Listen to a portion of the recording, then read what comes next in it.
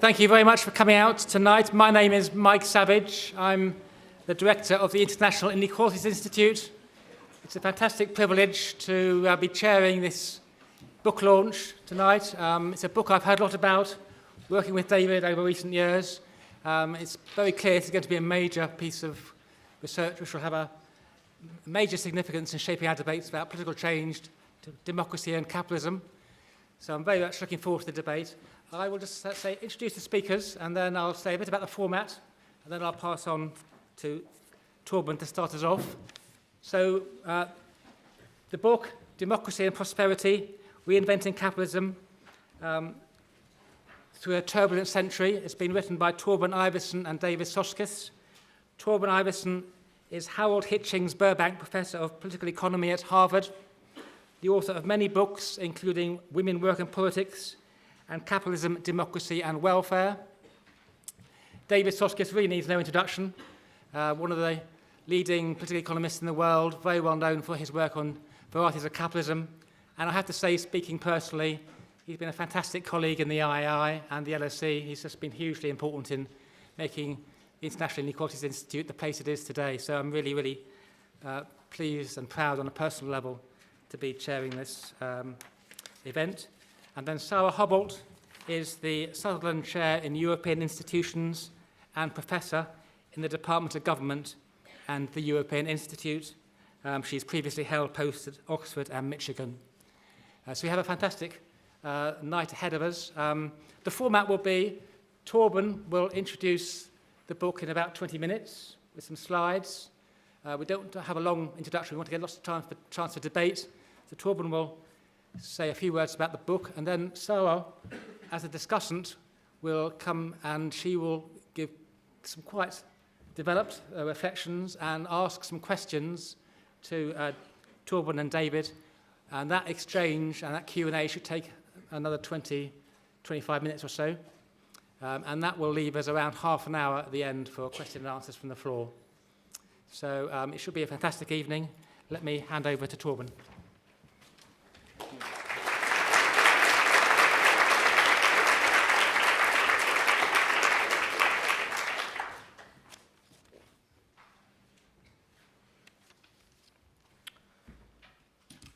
Well, I want to thank everybody for showing up here today. It's exciting to see such a big crowd. And I also want to thank LSE and the Inequalities Institute and especially Mike Savage for organizing this discussion of our book. Really excited to be here, really excited to be back at the LSE, in fact, and I look forward to your comments on this project. So let me say a little bit about the background for this book. We have been very much motivated by recent events and what we see as a deep pessimism about the future of democratic capitalism as it exists in the countries we're living in, advanced-rich capitalist societies. And it's not difficult to see the origins of this kind of pessimism. The rise of right populism in Europe, Trump in America, Brexit in this country, as well as the longest economic recession since the 1930s, which is still lingering in the form of low growth rates. And we've also seen a very sharply rising degree of inequality across these countries since basically the 1980s. And we've seen a retreat of governments from redistribution, at least some forms of redistribution. And this has led to a very concerted and involved critique of advanced capitalist democracies. Much of this critique is coming from the left, and there are sort of two varieties of this left critique that we are engaging with in the book and that we want to engage with in this presentation today. The first variety is the argument that footloose capital, mobile capital, undermines the autonomy of the democratic state. These are arguments that have been brought forth by people like Streeck, Piketty, and before them, Andrew Glynn. It's the notion that the democratic nation state really needs to be able to control its borders, and it needs to control the mobility of capital in order to regulate and in order to redistribute. The second variety of the left critique is that the rich and business interests are subverting democracy through the use of money, and this is a problem that has been magnified by the increasing concentration of wealth, as well as through lobbying. And this is an argument that we associate with prominent scholars such as Marty Gilden's, Bartels, Hacker, and Pearson. There are many others. There's also a right critique that we address in the book, but I won't say very much about today, which is one that goes back to Hayek and is echoed in some of the public choice literature today, and it's the notion that democracy will undermine capitalism. We think that the real danger in this way of looking at what's going on. It's not that we don't share the concerns of these authors and the recent events, but there is a risk that these analyses will turn into what we might call systemic pessimism, that advanced capitalist democracies are in deep crisis, that they are fundamentally flawed, that capitalism can only work for a small minority, and that capitalism and democracy are fundamentally at loggerheads and cannot coexist.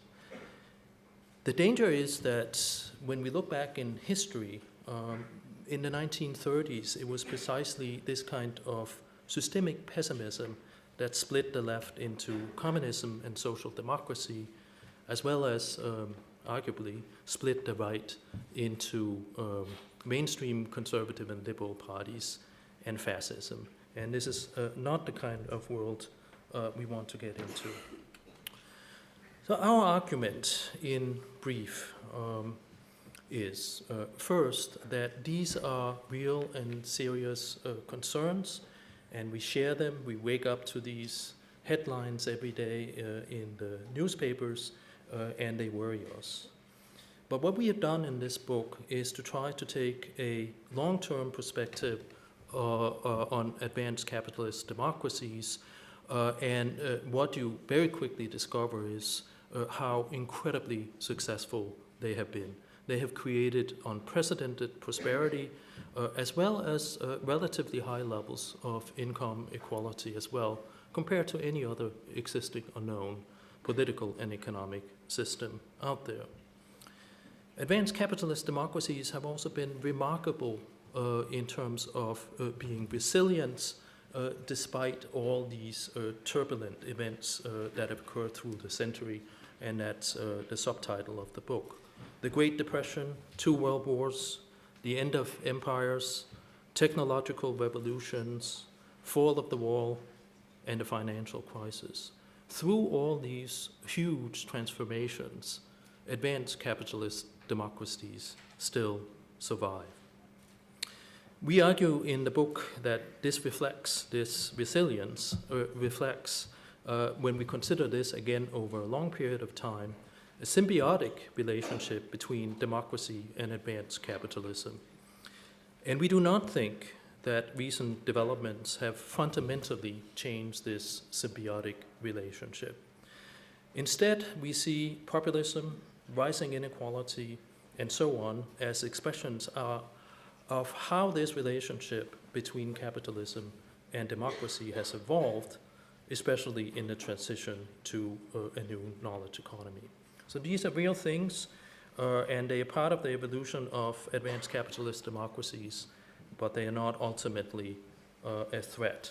Just a few highlights from the kind of arguments that I'm going to be elaborating a little bit further as I go along.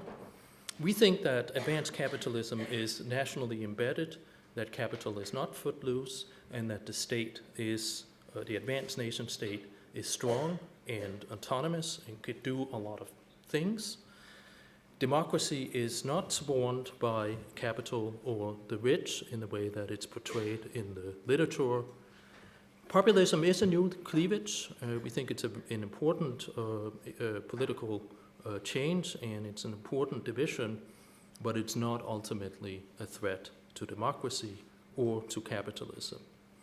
At the same time, we want to emphasize, and I think this is an important takeaway from the book, that democracy also does not guarantee equality, and it does not guarantee the welfare of those at the bottom. It does not necessarily do anything for the poor. And we think it's very important to understand that this is a problem with democracy and how it works, not with capitalism. And it's important because we can actually do something about democracy, but we can't very easily change the entire system. So just a few figures here, just to illustrate some of these things. This figure here shows, these are measures of inequality of income. On one axis, it's inequality of market income, measured by the Gini coefficient, and on the y-axis, we have the inequality of disposable income, and the 45-degree line is essentially a line that shows if there was no effect or no change from before taxes and transfers to after, the countries, their observations would just be lying on the line. As you can see, most countries in the world actually do redistribute through the state. There's some redistribution, and that's why most of the points are lying below the 45-degree line. So this is sort of a picture of inequality in the entire world. So where do advanced capitalist democracies fit in here?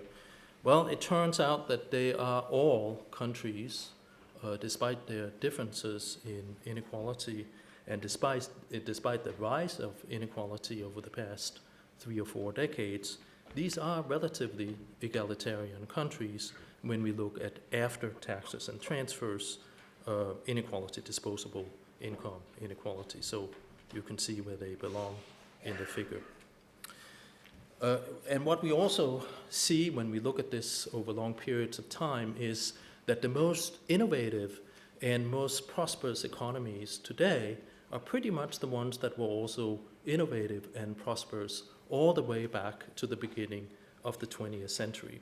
Of course, it's very difficult to get data that goes that far back, but it's very clear that if we try to measure innovative capacity, and here we have used patents as an indicator, that innovative capacity is very much concentrated in a small group of countries, the advanced capitalist democracies that we're focusing on in this book. And that exclusive club has not changed very much over time. A few countries have joined it, basically since the beginning of the 20th century, and those are the East Asian tigers. It's Korea, Taiwan, and Singapore. It's very difficult to break into this group, and we think we have some reasons for why that is the case. But the point of this graph is just simply to say the most innovative, the most prosperous economies, countries in the world continue to be this small cluster of advanced capitalist democracies. So what is the foundation of this symbiotic relationship? Well, we sort of try to identify both economic, institutional, and political institutional foundations of this, what we call a symbiotic relationship. The first economic fact that we have to understand, and it's a very important fact, is that advanced capitalism is based on high-skilled, high-educated labor. It's not a logical implication of advanced capitalism. You could imagine that you had high output based on low-skilled workers, but it's a very important empirical fact that capitalism in these countries is actually based on high-skilled labor. And that means, so they have some important implications here, that means that advanced firms depend on local knowledge clusters of highly educated and specialized labor who are embedded themselves in social networks. And this kind of specialization across countries into these knowledge clusters is something that ties down capital. So And we think that this is actually reinforced by foreign direct investment. So the more globalized the world becomes, the more concentrated the knowledge is being embedded into these local knowledge economies. So from this perspective, it's very clear, we think, that the movement over time has not been towards footloose capital. It has been actually a movement towards tying down capital. So capital is not footloose. That's addressing the first left critique. Another implication of this, if this is true, is that the nation state is strong, with wide scope for regulation and redistribution. Don't think that the democratic state can redistribute because of capitalism. It can. It also has the implication that there's a large constituency for policies that promote the advanced sectors of the economy. And here we have in mind, obviously, the educated middle classes, but also what we call aspirational voters.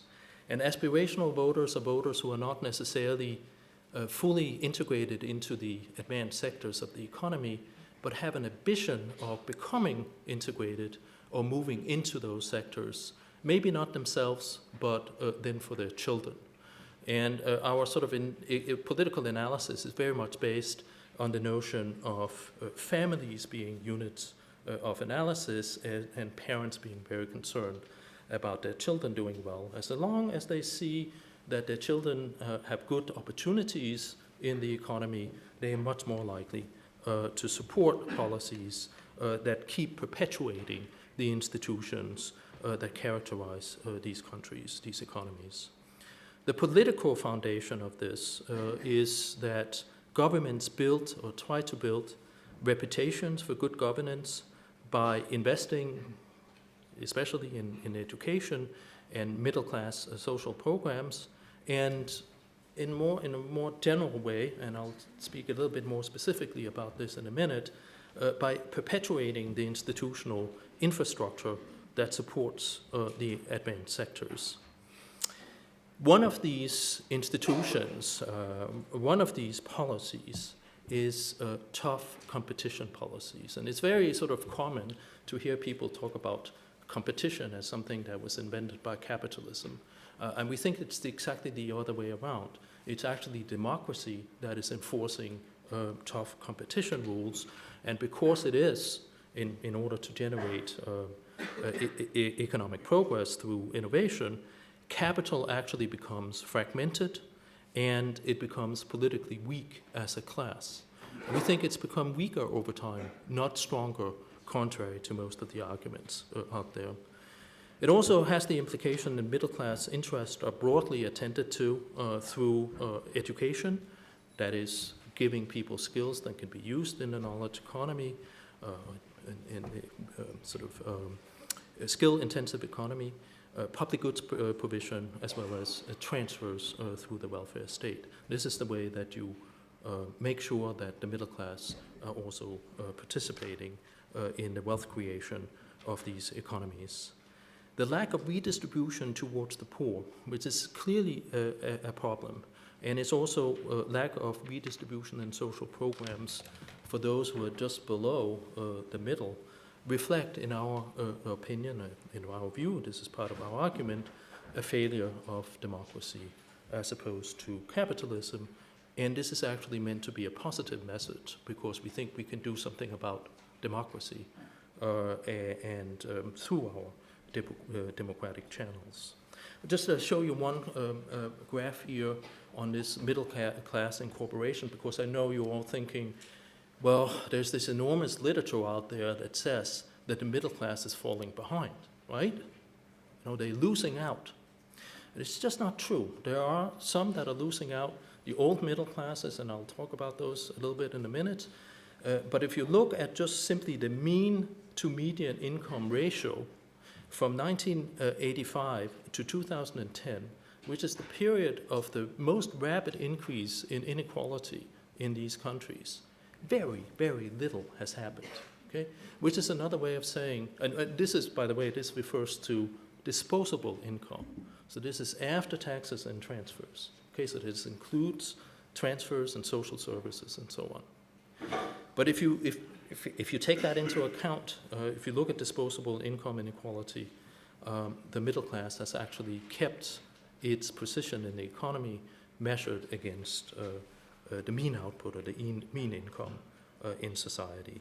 And that means when the economy is growing, if this keeps being the case, the middle class is also prospering. And then a few words on what we try to argue is a very important thing to understand about these countries, which is that democracy continuously reinvent capitalism. And what we mean by this is that when we look at the rise of the knowledge economy, this is not something that was caused by global capitalism or by business interest. It was a set of institutional reforms initiated and implemented by democratic governments in order to push the economy forward. These were reforms of the financial system to allow for a much more decentralized and global production system with what we call non-linear careers, people moving between work and family and between work and further education, which requires access to finance. It was reforms of the macroeconomic regime to anchor inflation and exchange rate expectations in a much more globalized world. It was reforms of product market competition and trade to force companies to innovate and to invest. And it was, above all, a major reform of the higher educational system and training system in general, plus investment in research and development, all to facilitate the growth of local knowledge clusters. The consequences of these reforms, and sort of going through this circle of this symbiotic relationship, consequences of these reforms were to allow the spread of decentralized production networks that is based very heavily on skilled labor. It replaced large vertically integrated Chandlerian companies that existed in the Fordist economy with much more decentralized forms of business organization that are very closely tied in with social networks. And it's actually now harder and harder to distinguish between firms and social networks in many of these high-tech areas. It created strong agglomeration effects, knowledge clusters that have been concentrated in cities, especially those with good universities and infrastructure such as London. And again, this is something that has been reinforced by foreign direct investment as global companies are trying to take advantage of the innovative potential of these knowledge clusters. At the same time, and this is really important to understand the current conditions politically, this transition undermined the complementarities that used to exist between skilled and semi-skilled workers and between large cities and small towns and rural areas in the Fordist industrial economy. Skilled and semi-skilled workers were strong complements in the production process in the industrial economy, and small towns essentially functioned as feeder towns for the industrial machine in the big cities. All these complementarities have disappeared, and skilled and semi-skilled labor has been segmented into separate sectors, and close connections between the large cities and the small towns and rural areas have been undermined. And this has created an enormous amount of inequality along skill lines and along geographical lines. And we think those new divisions have created what we might call a Vulcanian cleavage, going back to Vulcan's famous work on this. Structurally, this new cleavage is reflected in increased inequality and reduced mobility because of segmentation geographically, but also segmentation in the labor market. And this is essentially equivalent to an outward shift of what economists call the Great Gatsby curve, which is showing the relationship, a negative relationship between inequality and intergenerational mobility. This change, we think, this new cleavage is a source of reactionary populism, and you might talk about reactionary identities as well. Anti-elite, anti-cosmopolitan, anti-immigration, and this is the foundation, of course, for the rise of populist parties. This problem, this division, this political division, the rise of populism, has been magnified by the economic crisis and much lower growth rates because it shuts down a considerable amount of mobility, upward mobility. On the other hand, it has been moderated by investment in educational opportunity.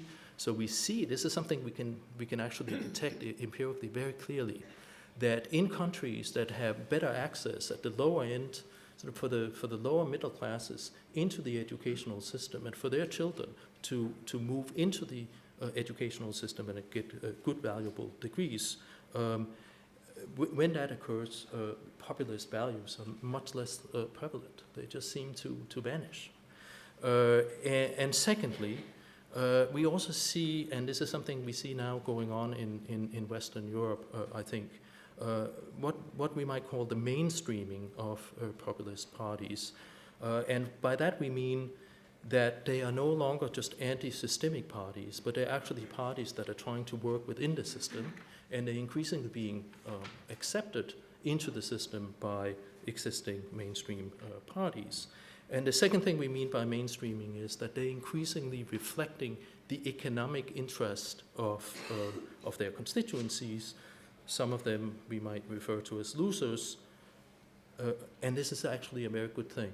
Despite what we might think about the toxic aspects of these of the agendas of these parties, incorporating them into the political system is a good thing, because it actually starts addressing some of the problems that are created by this new cleavage. So to very briefly summarize the argument here, we argue that governments provide the institutional infrastructure for the knowledge economy, notably, of course, education and research, but also strong competition policies and a stable macroeconomic environment. Investment into these local knowledge clusters embeds capital in the nation state, and it gives government the power to regulate and to redistribute. Decisive voters, these educated middle-class voters plus these aspirational voters, re-elect governments that have developed over time a good reputation for promoting the event sectors and responding to middle-class demands for education and social insurance. Business is fragmented by strong and increasingly strong competition policies, international trade exposure, and business is politically weak as a class. Right populism, what we're all scared about right now, reflects a new cleavage in the knowledge economy, but it's conditioned by government policies, especially access to education, so there is a fundamental solution to this problem. And then finally, and just to reiterate this, democracy is not a guarantee of equality. And I think what we have seen in the transition to a knowledge economy is an increasing bifurcation, a polarization of the labor market and of income as well as mobility. So in the Fordist industrial economy, there was a lot of mobility in the middle class, across sort of lower upper middle classes, a lot of mobility. And that mobility has been declining over time. And what is important about that is that it undermines solidarity in the middle classes that have political influence to actually care about those who are below them. This is a real problem for democracy. You can say it's been created by these technological transformations, but those themselves were really instituted and carried through by democratic government. So we we need to re-examine the way that democracy works, but advanced capitalist democracies, as we see it in this long-term perspective, is pretty stable and pretty safe. Thank you.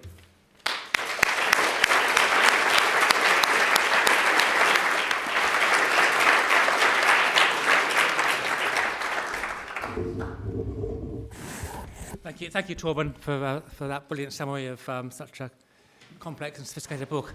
So we're now going to pass over to Sara. Do you want to sit there, or do you want to get up to the stage? I'll sit there because I'll ask them some questions. Okay, over to you. Mm-hmm. So, I mean, it's a great honor to be here and to have been given a preview of this book. You should all read it. Of course, it's a very important book, and it's a very important book by two of the greatest contemporary political scientists and political economists. And it's also a very brave book. And let me explain why I think it's very brave. So today we're facing a British Prime Minister who's saying that she's not going to rule out a no-deal Brexit, even though she acknowledges it would be quite catastrophic potentially for the British economy. We have a Chancellor who's saying that even in the best-case scenario, Brexit will be bad for the economy. We have the longest shutdown in the US of the government and an escalating trade war with China. And then we have this book that argues that advanced capitalist democracies are resilient and stable, and that voters primarily care about economic competence. And we know that the conservatives are, of course, ahead in the polls, and that Trump is, while not doing brilliantly, still has his base. So I think lesser observers might, when they're faced with these kind of realities, might think, oh God, jump on the bandwagon and be terribly alarmist and focus on these short-term disruptions and these changes. And that's exactly what we've seen many have done. I was perusing the sort of best-selling political science books of recent years and looking at the titles. How Democracies Die, I think this is by one of your colleagues, Torben, yes. Levitsky and Sieblatt. How Democracy Ends, by Runciman. How Will Capitalism End, by Streeck, and The People versus Democracy, Why Our Freedom is in Danger and How to Save It. So these books are, they're by distinguished scholars, and although reading them, I thought it sounds a bit like political scientists have been reading too many self-help books. and I was thinking, actually, that you missed the trick by calling this book How Democracy and Capitalism Thrive, in keeping with this theme. But I think you bravely and rightly take a different perspective in this book, and that's, instead of what we often do, journalists love doing it, but even us as social scientists often like to focus on the change. We like to focus on what's dramatic. We should really understand why things stay the same, why things are stable, why they're resilient, and that's exactly what you've done in this book.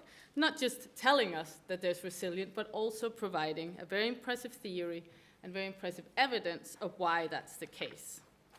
And so I think your book is really a beautiful example of this value of systematic measured analysis of long-term trends, and also the importance of theory and historical analysis in explaining why we see these trends.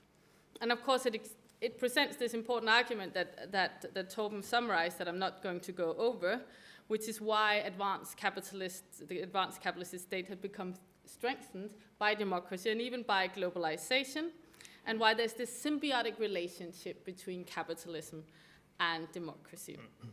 And there are these three elements, and I have a question about each of these elements, so just reiterate them. And one is on the central role of government in governing capitalism and why the national government is still strong. One is on the role of the electorate in rewarding economically competent governments, and then the national embeddedness of capitalism, that where advanced capital is immobile enough to make government strong and powerful rather than powerless. So what I wanted to do, instead of talking at you sort of for another 15 minutes, was to really ask three sets of questions around each of these assumptions. And I'm sure you'll have great answers. And of course, because I love this book so much, it was difficult, but I thought it's sort of boring if I just do another 10 minutes of, how wonderful it is. So let me start. So my three questions is, first of all, on this model of electoral behavior that underlines and underlies this, this model of why capitalism and democracy are symbiotic. Secondly, about the symbiotic relationship between democracy on the one hand and capitalism, and lastly about the national embeddedness.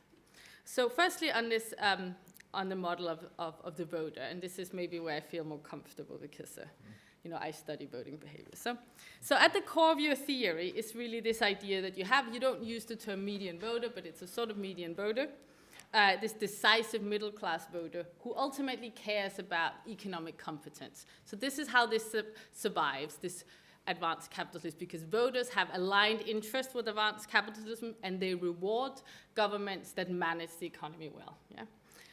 And it's, first of all, I was struck by that that's kind of a valence argument. There's not a lot of spatial, you've both written brilliant things in sort of more spatial framework. It's not very spatial, it's sort of, we all have the same objective about what's a good economy, and we just reward the governments that do the best job. It also assumes the predominance of economic considerations. So you do address this in chapter 5, but I still want to sort of ask you a bit about it. And it assumes a high degree of rationality and competence of voters because they have to be able to see who manages the economy well. You should think it was pretty obvious, let's say right now. Is the current British government managing the economy well? I don't know, but that's the sort of... And so there's two challenges to this, and I'm not saying you haven't addressed it, but I'm going to push you on it a bit. Yes. One is the rise of cultural identity politics. So you have a whole chapter on that, which I think makes actually a really big, important contribution to that debate. And what you say is, well, that is true. There is this second dimension that matters, which of course partly also fuels populism, but that has an economic dimension. And I think I fully agree with you, and I think there's been too much of this culture versus the economy, and you show evidence that's compelling. But I would still say, even if this new cleavage has an economic dimension, particularly this education dimension, does that mean that that can't crowd out these economic competence signals that your model relies on? In other words, even if it is the populists, you know, the appeal of populism has an economic basis, the fact that they talk about identity politics, that they talk about nationalism, that they talk about getting rid of foreigners or getting rid of the EU, means that the signals about, you know, it's really about the economy, stupid, are crowded out. And that's what we see when we study individual level voting behavior, that people care less and less about economic competence and more about this new dimension. So I'm wondering, how far does the fact that it has an economic basis, how far does that take you in terms of sort of the weakening of this economic signal?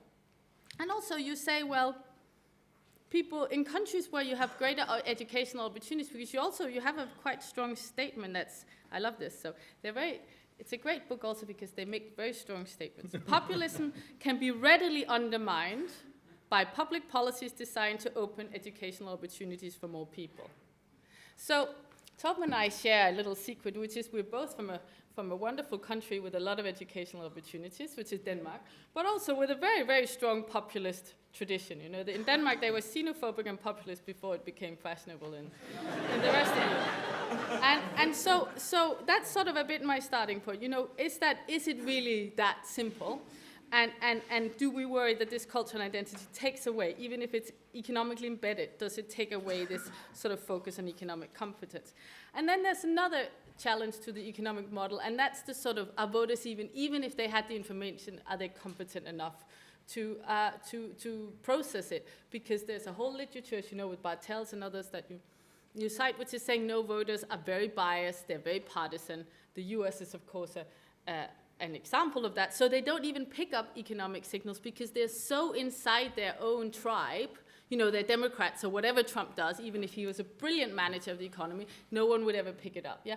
And does that bias and that partisanship that colors how we see the world? In Britain, what we have at the moment is that bias translated into Brexit. You know, if you're a Remainer, you think things are going terribly. If you're a Leaver, you think, you know, either things are going great, but they certainly will be, you know.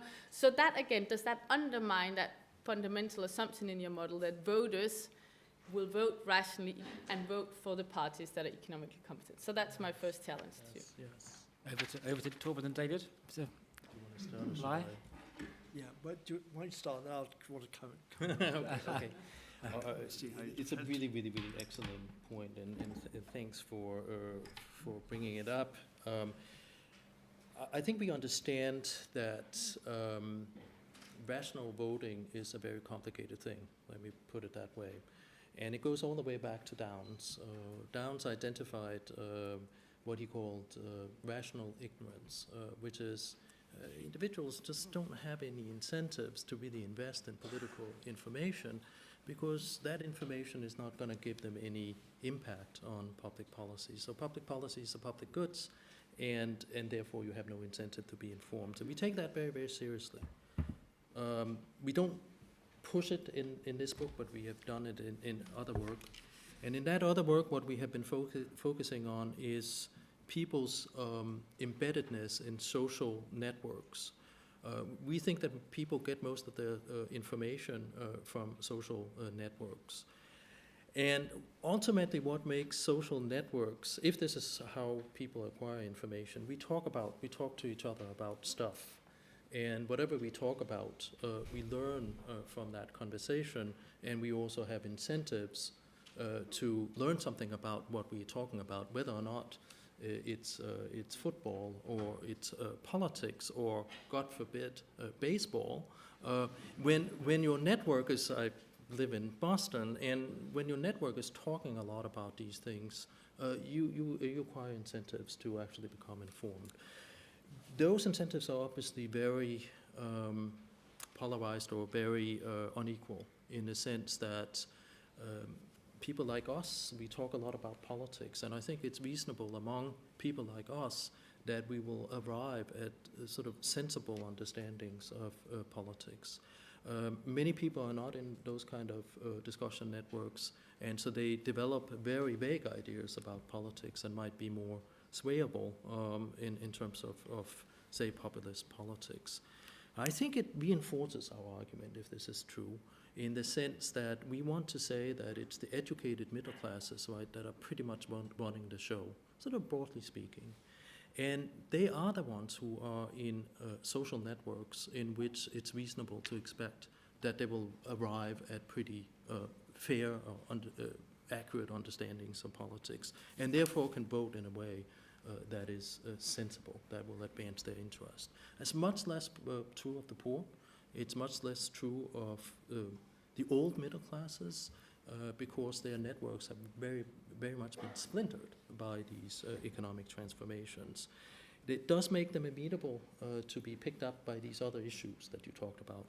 And I think actually Denmark is a great example. We've had a populist party for 45 years or something like that. You know, it's been around for a very long time, so we know something about this in Denmark. And it is absolutely true that a lot of people got attracted to this populist party when it started back in the early 1970s by their non-economic sort of appeals, and the most important one, of course, being an anti-immigration appeal, but also sort of appeals to nationalism and the Danish people and so on and so forth. Well, what has happened over time, I think, is what I would call a learning process. And I hope that this is what will resolve some of the issues that you're bringing up over time. The learning process has been a very tumultuous process for the party itself, because it was basically taken over, right, by a politician who really wanted to bring the party into the mainstream, Pia Kjærsgaard. And she then created a separate party that had very many of the same sort of issues, especially anti-immigration. But it was also a party that wanted to be a mainstream party. And that meant appealing to mainstream parties and saying, we're not rejecting you, we're not rejecting the system, we want to be part of the system, we want to have political influence. That was one part of this mainstreaming. And gradually the mainstream parties were warming up to this party and saying, we can use those mandates to build policies. And Pia Kjærsgaard, of course, was elected as the Speaker of the Parliament, right? This is how incorporated they became into the established party system. That was one part. The other part was that the party moved from what was a crazy position on economic and social policies, basically on the right? Sort of, we just want to do away with the state. We want to cut taxes, right? And that made absolutely no sense when you looked at the constituencies for the party, which were, manual working class, basically. And Pia Kjærsgaard saw this very clearly, and over time she moved the party to the left. If you go in and look at their platform today, it reads exactly like a social democratic platform from beginning to end, except that it has this big section on immigration, right? Which is, and nationalism, it's still there. But it's increasingly representing, I think, the interest of these constituencies. So that goes back to your question about rational voters and so on. I think over time there's been a learning process, and that movement to the left has actually been incredibly successful for the party. It just picked up more and more of these disgruntled working class voters, basically, and it became more influential as a result. So it's a very complicated process, and obviously when you look at Trump and Trump policies, right, it's remarkable how unrelated they are to the real sort of economic interest of his constituents. And all I can say is I hope and I expect that there will actually be a learning process going on here where his constituencies will realize that their interests are not well attended to. That's what has happened. I don't think this is just a Danish example. It's happened in other West European countries as well. David. So, well, obviously, talking about economic competence and questions like that at the moment in this country is not the most obviously brilliant place to start. However, I do think that one lesson one can draw from thinking about how we talk about politics at the moment is that we pay a great deal of attention to the question. We would deeply like it if either of the parties in this country showed themselves to be competent parties and, above all, showed themselves to be economically competent parties. We say, when we have these conversations where we say, I mean, no particular secret. I've been a Labour Party member all my life, and we look at how awful the behaviour of the Conservative Party politicians is,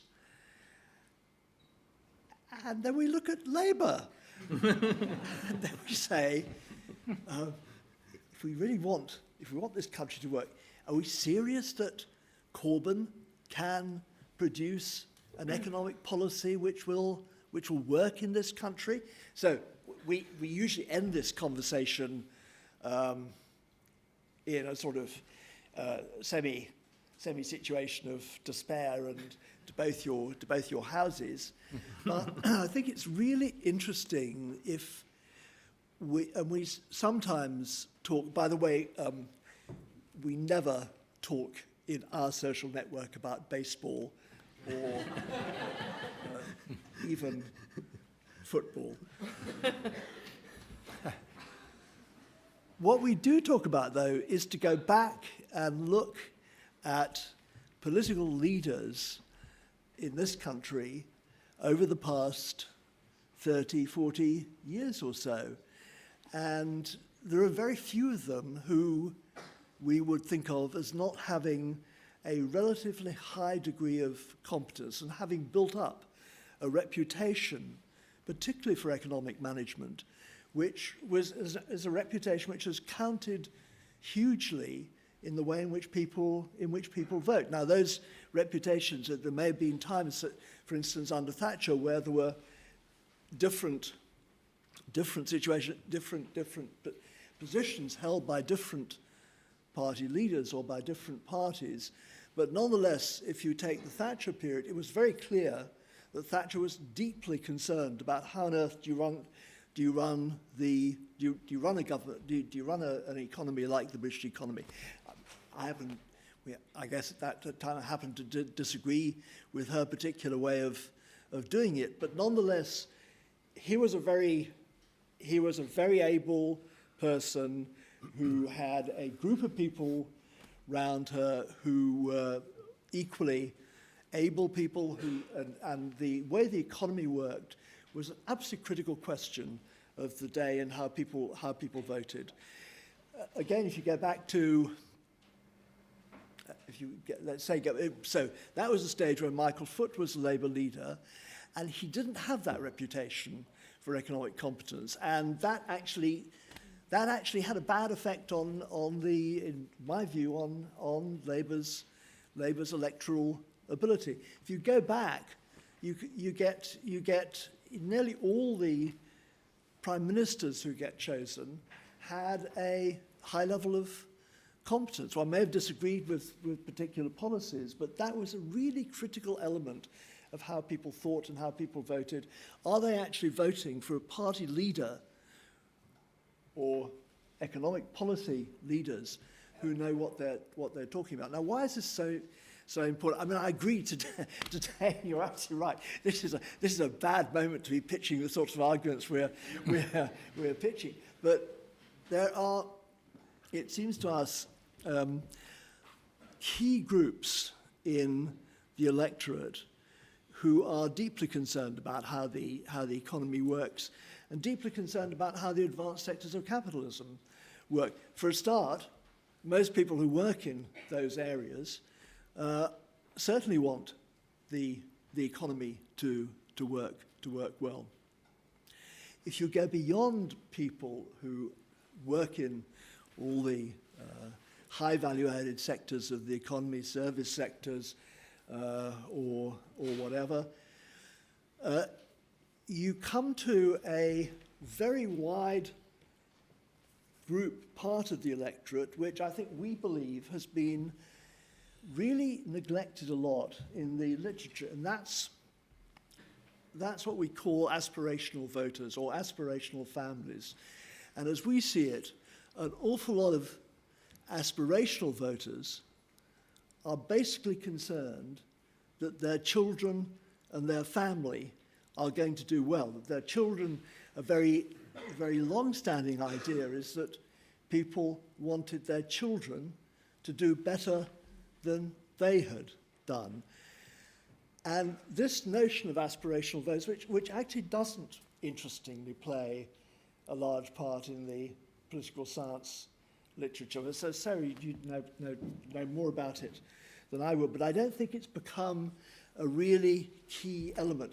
And yet it seems to be almost a driving force of advanced capitalism, that people want, they want to see the economy, jobs developing in the economy which will enable their children, if they get the right level of education, to do better than they have done. That's great. David, you're like Mrs. May, you're trying to run down the clock. I'm really sorry about My second challenge. Second So challenge. now that you persuaded me on the first one. But they were very clever to have spotted that. That's fantastic. Sarah, do you want to come on second? I'll be a little briefer now, Oh. so we have time for the Q&A. So my second challenge is, now you've obviously persuaded me that there's this symbiotic relation, well, that democracies can support capitalism and vice versa. But are you, by implication, also making the argument that you can't also have very successful advanced capitalism in non-democratic states? So the example I was thinking of was Singapore, which is one of the countries that, as Torben was mentioning, has become an advanced capitalist state, which has high levels of economic competence. Yes. And if you are exactly the kind of voter you just described, this sort of middle class, decisive middle class vote. Of course, we have elections in Singapore, but it's basically a one-party state. We don't have free and fair elections. So my question is, why wouldn't you want that sort of system? You know, isn't that also, I'm not saying that system would evolve, because it might, but that is also compatible with that sort of theory. There's also aligned interest there of decisive middle class voter in a state like Singapore. So do you think that's the case, or do you have a different take on that, would be my question. And that leads me to a second question about this relationship between capitalism and democracy, and that is it liberal democracy that's essential, or does the liberal part not matter? And I think this matters because a lot of the criticism and a lot of the concern about what's going on now is we still have the democracy, but it's the liberal that's under threat. And you sort of get at that when you talk about this mainstreaming, yes, of populist parties. So the Danish People's Party, oh yes, they've become very mainstream in economic policies, but they would still lock all the foreigners up, all the refugees up on some island, I mean, that is actually a policy proposal, yeah, or have they done it? On some island, and they still, support taking away their jewelry, and so you have a set of parties, but also governments. We look at what's happening in Poland and Hungary, that's where there's a sort of backsliding in terms of the liberal part of democracy. So maybe that the liberal is not needed, because the decisive middle class voter is not going to be affected by that. So, or is that also part of your story? Does the liberal part of democracy have any function, or is that irrelevant? Yeah, just 5 minutes, please. David, do you want to go first? Yeah. First of all, no, you clearly can have authoritarian governments and advanced capitalism. Singapore, I mean, I think Singapore is obviously rapidly moving towards democracy. But it's very clear that Singapore and South Korea, Taiwan all worked very. One might even say all needed to go through a period of authoritarian government in order to get where they've got to now. Do we want liberal democracy? Yes, I think we want liberal democracy with advanced capitalism, because it's actually rather difficult to. So China, I don't think China is an advanced capitalist country. No, I didn't mention China deliberately. What you do need to have is you need to have very open societies if you're going to have really successful advanced capitalism. So if you look at Hong Kong, say, actually even if you look at Singapore, which has changed a great deal as far as that's concerned, you need to have big cities where a lot of people from a lot of different backgrounds, with the one exception, they have to be really well educated. That's the precondition. So I would say yes, liberal democracy is what is needed. Yeah, yes, I completely agree with that, and I think walking around in big cities like London is a wonderful experience, because there is so much diversity, and we are allowed to do so many things that would have been difficult 50 years ago. There's just much more tolerance. So I agree, of course, that these populist parties moving against immigrants is a nasty thing, but there are also these other things that are going on where the world is becoming, in our world, much more liberal, if you will. Singapore and authoritarianism. I think we want to say that democracy is a sufficient condition for advanced capitalism to thrive, but it is not a necessary condition, perhaps. And Singapore seems to be an exception. There are not too many exceptions around when you think about it. And so, of course, all the East Asian countries, the tigers, went through a period of authoritarianism and then eventually evolved into democracy. And I think one of the main reasons for that was that they created a huge educated middle class that started making demands on the government that it eventually led to opening. So that's a very Lipset kind of argument about the connection between economic growth and democracy, but that did happen. And it's really interesting that you have these countries, these exceptions, right, that are creating basically highly advanced economies. How is that possible, given that you have to have this very, very delicate relationship between the economic and political system? A conjecture is that this has to do with the threat of war in these countries, right? If you take South Korea, it seemed like they had made under Park basically a decision that they had to invest massively in education in order to modernize the economy and therefore create an effective bulwark against North Korea. And North Korea didn't need to do that because they were basically supported by the Soviet Union and communism, and they just needed to show the flag. We are supporting communism, and they would be safe. But not so for South Korea. And I think so the threat of war was kind of a functional equivalent to the pressure for pushing the advanced sectors that we are describing in these advanced democracies. But I think eventually it did evolve into democracies. Okay, Sara? Okay, so final challenge, and then you will have a host of challenges. So that's about the national embeddedness argument that I think is very important in to your argument and also in how you differ from some of what you call the left critiques. And of course, there is this idea that because of location co-specificity, capital can't just move, and therefore governments have a lot of control, and they can tax and redistribute and so on. So when I was reading this, my thought was about the sort of growth of regional integration, and particularly the European Union, which is an area that I work on. And is there a puzzle here? So of course, why do governments need the European Union, and in particular the development that's happened with the EU in terms of going from more of a deregulatory to more positive regulation, including of various ways of regulating advanced capital? Why do they need that if they can do it all by themselves? And is it because also this location co-specificity, it might be that you can't, what you're saying is you need a lot of skilled workers. So if you're in banking, you want to be in banking, but you also want the lawyers, and you also want the consultants, and you also want the big companies. You want it all there. And that's what we see with London, which is another capital cities, why they're so successful.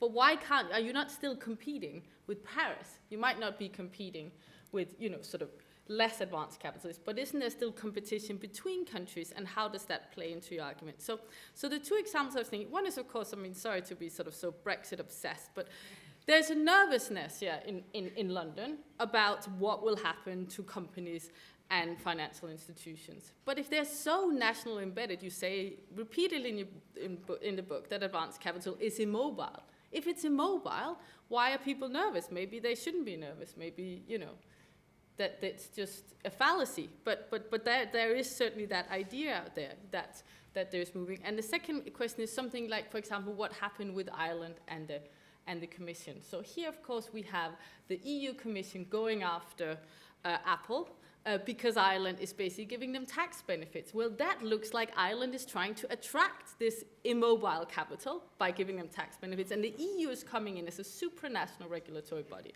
So my last question is, is there still a need for regulation, a strong government beyond the nation state, and why is that the case if it's so nationally embedded?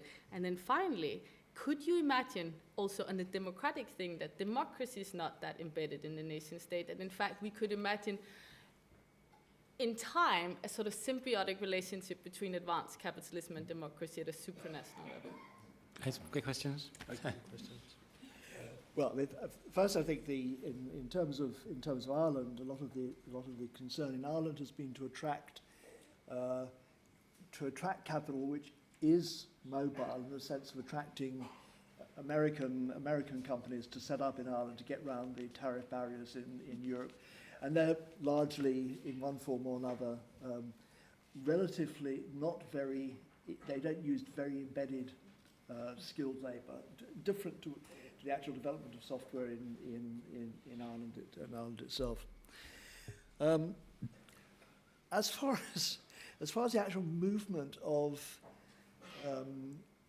companies from London, I think the movement of companies from London is actually the movement of the financial sector in London is going to be much less large than people have been imagining or people have been talking about in the press. There are some regulations which mean that you have to have various types of companies or whatever actually within the EU itself. So that's a regulation which clearly isn't going to cause a problem for embedded capitalism. But the actual amount of movement, financial movement, which has taken place is actually pretty limited. More generally, in terms of this whole question of different advanced countries and how they interrelate, there is a great deal of one of the aspects of advanced capitalism is it encourages a great deal of specialization. Part of that specialization comes out actually in varieties of capitalism, and that's probably not to go on any length about that. That's, I think, why we have different countries with different sets of internal regulations, and a lot of those internal regulations, particularly over how educational systems work. So we don't need the EU. Oh.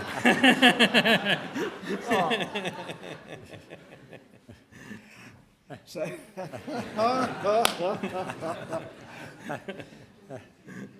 So Torben, what yeah. I know David is a Remainer, so he will say we need the EU for certain things. But as a Dane, as you know, the only reason that Denmark is part of the EU is really free trade, right? This is really the main reason, and it is still mainly a free trade area above everything else. It's also partly trying to coordinate another aspect of international trade, which is exchange rates, right? And so the common currency is a response to that, and other countries are just linking up to that common currency, creating, by the way, huge problems because of the national autonomy of governments and to pursue different fiscal policies, right? That's very difficult to do within a currency union. So it's not an easy thing to do. I think in terms of regulatory policies, it's still very limited what the EU does and how big an effect it has on national economies. And maybe one of the exceptions that you mentioned is competition policy. I think competition policy at the European level is important, and it's sort of been delegated. A lot of these competition policies have been delegated to the EU level, to the competition commissioners, and it is a very powerful regime, right? And they are actually enforcing competition in a very aggressive way along the lines that we suggest. And it might be that something like that is better done at the EU level. But I think it's mostly about free trade. so but just to carry on about, or to go on about free Well, trade. quickly. No, I think what has really developed over the past 30, 40 years has been trade in services. And trade in services turns out to be a very complex thing.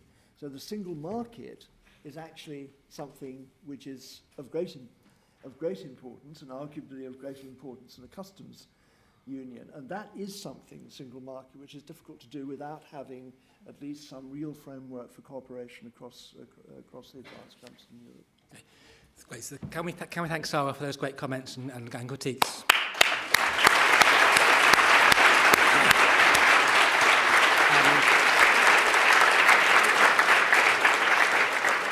We have about 20 minutes left for comments from the floor. I suggest we have groups of 3 questions to try and make them a bit more economical. So lots of people already. Yes, in the red scarf.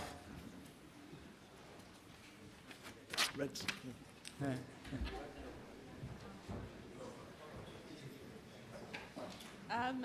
It's Donna Carmichael. I'm a PhD student in sociology at LSE. And my question is directed at Torben. And I wanted to politely challenge your argument about the fact that you're saying that capital is not footloose or mobile. And I think you're right in the context you presented it, which was very much focused on a production-driven economy. And your talk of kind of production networks, specialized labor, embedded networks, and agglomeration and clustering. It's not.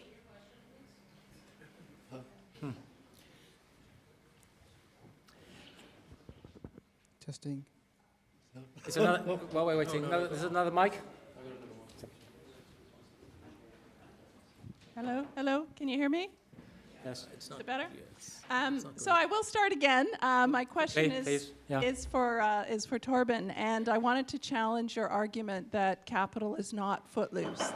I think you're right in the context of a production-driven economy, and you clearly suggested that in your comments about production networks, about embedded specialized labor, about agglomeration and clusters. But what's happened over the last 30 years is that model has diminished in many ways, and we now see the rise of financialization and finance-driven capitalism, which under a neoliberal model has resulted in massive deregulation of the banking sector, of the rise of shadow banking systems, the rise of alternative investments such as hedge funds and private equity. And those changes have made it ripe for rent-seeking mobile capital to flow into those, emerging instruments. And so I think we're in a finance-driven economy more so. But So that's that's okay. my question. That's the first question. Who's next? Yes, in the blue jumper here at the front. And then Ian. Thanks. Ian McLean, Oxford University. Sara says that you are relying implicitly on the median voter theorem, and I expect you are. So I can see through rose-tinted glasses that the median voter might eventually sort things out in Poland, in Hungary, in the UK. The median voter is already doing good work in Czech Republic, for instance. But then I think possibly the great exception is the United States of America, because of the composition of the US Senate and because of a decision taken in July of 1787, which made it possible to create the United States, but also put the median voter for some purposes in the median state, which is on the wrong side of the divide that, who is on the wrong side of the divide that Torben set out. Okay, one more question. Is there anyone over here? Yes. Yep. Obviously, Waltraud Schäkler from the European Institute. Obviously, your book seems to say that, it was governments who created the knowledge economy through all these steps of financial liberalization and so on. But this was a process over at least 2 decades. What made all these decisions of very different governments over many years, changing governments, to kind of converge on this knowledge economy in advanced democracies? That sounds a bit too functionalist to be too good to be true. Okay, who would like to respond to any of those questions? No, on that Well, question, let's go, right, yeah, yes, do yeah. you want to go on to Waltraud? Sorry, Waltraud. I mean, I think the straightforward answer to that is literally the IT revolution and the form which it took. And I think that imposed a very common set of problems on a range of different countries. And they had individual countries. One of the things the IT revolution did was by decentralizing production, innovation, and so on, there was a huge incentive for opening up trade, for opening up the capital movements, and so on. So that would be the simple answer to that. So that's what I see as the common thing. And I apologize for being functionalist. Torben, any responses to the other questions? Yes, mobility. I think it's a good question. I think we definitely see financialization as integral to this reinvention of capitalism that we're talking about, because we're basically going from a world with huge conglomerates, very, very centralized and encompassing firms, with most of the research and development actually going on inside these firms and funded from the inside. As we move to a much more decentralized economy, and we see this enormous burst of new companies emerging, in order for that to function, you really have to open up financial markets. I think it's also important for what I said about nonlinear careers, that people can plug in to financial markets in order to go back and forth between work and family, and work and further into education. I do not think that this creates the kind of mobility of capital that makes it harder for governments to tax. If you think about me investing, say, in European stock markets, being residing in the US, I'm being taxed on my returns on those stock holdings like I would be investing in American stock markets. That would not at all change. The same thing with bonds. So I do not think that the mobility of financial capital itself is undermining the capacity of the state to tax. David, do you want to say something more about that? No, I want to reply to Ian. The US, Yes. Okay, that's the US question, yeah. Yeah. So yeah, first of all, I think that's obviously an incredibly interesting question about the difference between majoritarian systems and PR negotiated systems. But my view is that it's in negotiated systems, the PR systems of Western Europe, where it's been more possible to integrate populist parties into actual decision making. Not everywhere, not Sweden, but certainly in Denmark. Whereas in the first past the post systems, you no longer have, as it were, a median voter. You have two quite different blocks of voters with very, very different interests. And I think it's really difficult. And I think so Trump, as it were, has scored by capturing one of those groups, but not the other. And a really interesting question in this country is where you have these two very different groups, and it's very difficult to find a common place between highly educated people who live in cities with wealth creation on the one hand, and less educated people who live in smaller towns and so on with very different interests on the other. It's very difficult to find a median voter in between. So one real worry is the Conservative Party going to choose, as it seems to be choosing at the moment, to support one of these groups but not the other? And do two parties just divide up in a median voter system like this, but where there isn't a median voter?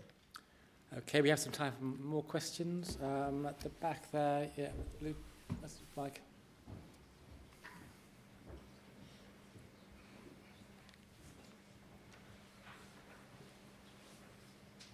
Thank you very much. Can you hear me? Yes, Oh, yes. thank you. You say that business is politically weak as a class. And Torben, you live in the United States, where we have seen for many decades big business to be very influential in politics and in many areas that are fundamental for all citizens, such as food industry or healthcare industry. And they have been able to do that because of all sorts of different types of capital, which wasn't really possible for citizens because they are much more fragmented, that they don't have access to the finances they would require for that, etc., etc. So I would be really curious if you could explain how did you arrive to that claim that business is not politically weak as a class? Thank you. Okay, and there's one in the front here with the light blue jumper.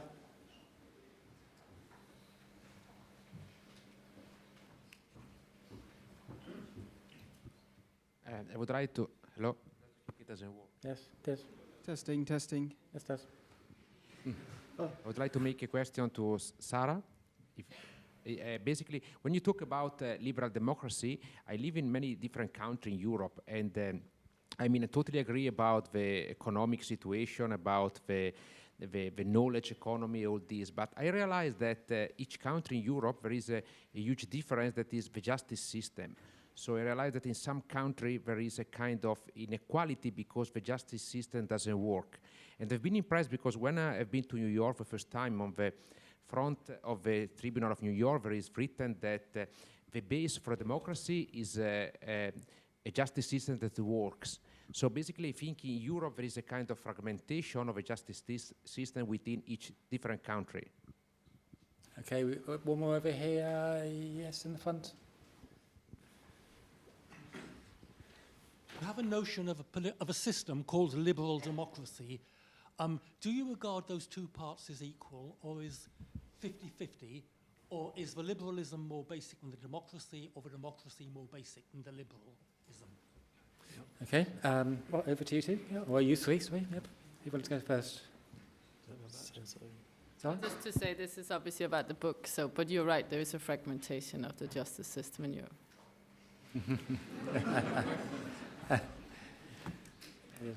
So I think we talked about liberalism and democracy and what the relationship was between them.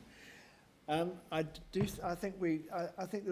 this is becoming a huge a huge divergence between a populist view which doesn't necessarily include liberalism and another view which does include liberalism. I personally think they're very closely related to the way in which the economy works. That if you live in an environment like London, where you have very advanced companies who are employing lots and lots of people with very different backgrounds, except they're all educated, then you end up by having a very strong liberal element to democracy. But I think it's very easy for that not to be the case, and I think that's shown in a lot of populist parties. Yeah, I think this was also your question, and I think this is a really good question and something I'd like to think more about. Is there sort of variance in the degree to which these countries are liberal as opposed to majoritarian? I think this is sort of going back to work by Engelhardt and Kitchell and others. I have always imagined that we were moving towards more liberal societies, right? And of course, populism is challenging this, but only I would say in a serious way in the U.S. right now, and we'll see if this is going to hold up. But I definitely see the distinction, and it's an important distinction, and I think it is a distinction we capture in this cleavage, this new cleavage in the knowledge economy. But I do think sort of long term we are optimist in the sense that things are moving, just in terms of demographics and in terms of the size of the economy, towards these advanced sectors and the cities where we have much more libertarian values than we see in populist parties. So I don't think these populist parties, for the most part, are likely to be politically dominant over time. And the question about business class? Did you get that? I couldn't hear it properly. Perhaps we can ask that afterwards. I'm just aware of the time. I think we have round for one more round of questions at the back there. Yeah, wait.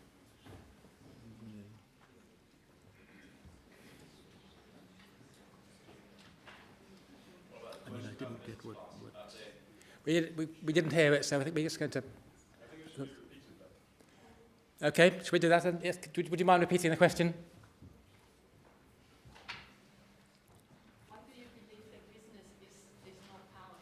In the US. Yes, quickly, please. Yeah. You say that business is politically weak as a class, but you come from, or you live in the US, where we've seen for decades that it has not been the case, that actually business has been able to influence very important policies in various sectors, while citizens are very much fragmented. They don't have the capacity to organize, and they don't have the resources to push for policy changes. So how did you arrive at the conclusion that business is politically weak as a class? Do you want to reply quickly to that?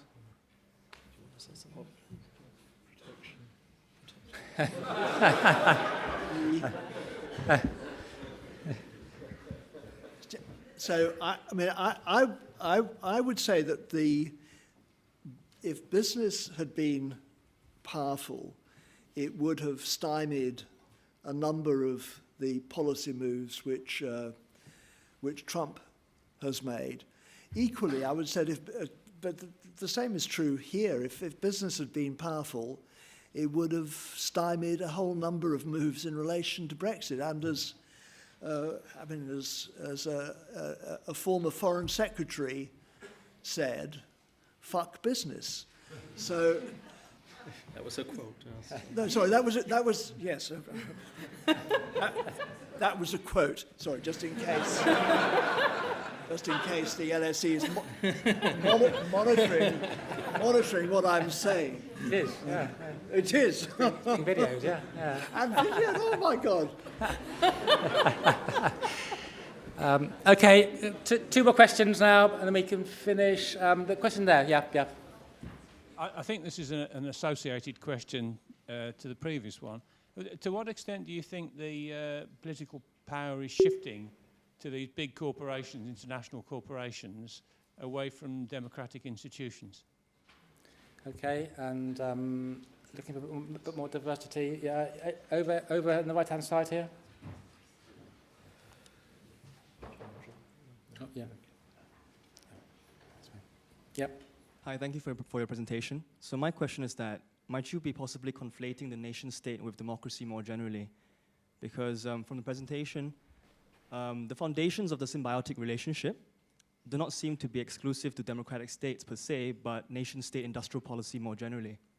So for example, as we might know through the early experience of industrialization with certain Western countries, or the experience of the East Asian tigers, state-led capitalism and authoritarian states develop economic sectors, perform firm restructuring, as you mentioned, and developed positive social infrastructures such as universities and tech clusters. So especially if we consider the voter irrationality of the middle class that Sara mentioned earlier, does this not imply that your thesis might be possibly become reducible to a symbiosis of the nation state and advanced capitalism, and the democratic component actually is extraneous? Thank you. Thank you. Just one final question. I think we've just about time if someone's quick. I'm looking for some. Yeah, okay, Neil on the front. Aye, this is an aye, internal question here. So I really, really like the story, and I really, really want to believe it's true. But you guys are full professors. You presumably paid off your mortgages and things like that, and I'm not quite in that position yet. So I guess my concern about it is that it feels a little bit complacent. So I'm wondering, what exactly do you want to be done? What's your sort of call to arms to finish on? Yeah, it's a great final question. So let's go through Sara, Torben and David. I'm not sure which order. Why don't we start with you, David? Can I just come? I mean, I think the question about the nation state is absolutely spot on. In fact, what we argue is that the nation state and democracy and advanced capitalism are all symbiotic with each other. The democracy gets the nation state to behave in the right way. Behaving the right way for the nation state includes a whole lot of things. It also includes huge investments in research, education, a whole lot of infrastructural things which are needed for advanced capitalism to work. And then in turn, that leads advanced capitalism to work. And if advanced capitalism is working well, then democracy will then be reinforcing the way the nation state works. So I think I think this question of the link, which is very critically connected to education, actually. People are educated in a country, in a nation, and that's very, very central to why it is that all these things tie together in the way in which they do. But we'll talk about it afterwards. I very much think it's important. But it is an interesting question whether there could be some functional equivalence to democracy to force the government to make these investments in the first place, and that goes back to the discussion we had before about the threat of war and building up strength in the state independent of having that kind of electoral pressure. And there are probably some cases where that's true. So it's not a necessary, democracy is not a necessary condition, but it does seem to be a sufficient condition, and it does seem to be the cases in almost all the countries that we're looking at, except for Singapore. What about the question at the back about corporate power and how that corporate influence and reflection of the government? I think this is clearly a really, really interesting issue about, if you take Google, for instance, what's the power which Google has? What exactly is Google doing? Is Google so we had for 40 or 50 years of Fordism these huge Chandlerian conglomerates which did everything. Universities played a relatively minor or subsidiary role in terms of innovation. We're now in this very different world where most of those conglomerates have been literally destroyed in one form or another, where universities are far more integrated with the system, and where we have lots of small companies doing innovative things. And I think the role of Google is more being a venture capitalist company on a huge scale, where it's got the resources to put massive amounts of money on new areas of technology. And if it's doing that, then it's doing a very different thing from acting as one of a group of powerful and coordinated companies seeking to change the way the advanced capitalist system works. But it's clearly a really interesting question. Sarah, do you want to have the last word and any final reflections? Your call swarms, there was a question. What should Yes, happen? yes. So, okay, so let's have a go at this. But you will grow up and you'll pay paid off your mortgage, and I will be very respectful towards you, obviously. Is that you an aspirational voter here? Yes. Okay. That's right. So I think here's this, as I see it, if you take this country, a lot of countries now, we're literally halfway through this new technology regime generated by the IT revolution. And we're at a very, very strange place in world history, because if you take this country, roughly speaking, half of people under the age of between whatever it is, 25 and 45, have been to university, and half haven't. We've never ever been in a situation like that before, where society has been so deeply cloven by that sort of division. So it's not very surprising. The same is true of the United States. It's not very surprising that people are deeply, deeply unsure about how society is working. So my own goal would be to say we have to have some way of gradually moving more and more people into university, gradually increasing the participation rate in universities. It's something which can only take place slowly, unfortunately, because you need to have as many graduate jobs being created to give to the people who've gone through university for this to be a process which people are prepared to actually go through. And I'm certainly imagining that if we lived in a world where 80% of young people went to university, we would be in a world which is very different and very much less divided than the world we live in at the moment. So that would be my hope. So maybe when that's got up to 75%. That's where we headed, man. So that's the positive message in the book, that we think long term we headed in that direction. I think thanks to David, Torben and Sara. It's been a fantastic discussion. The book is available outside. I think David and Torben are doing a signing if they can be persuaded. So I'm sure your appetite's being whetted. Complacent, controversial, exciting. It's about the future of the world, future of democracy, future of capitalism. So please buy the book. And thank you very much for coming.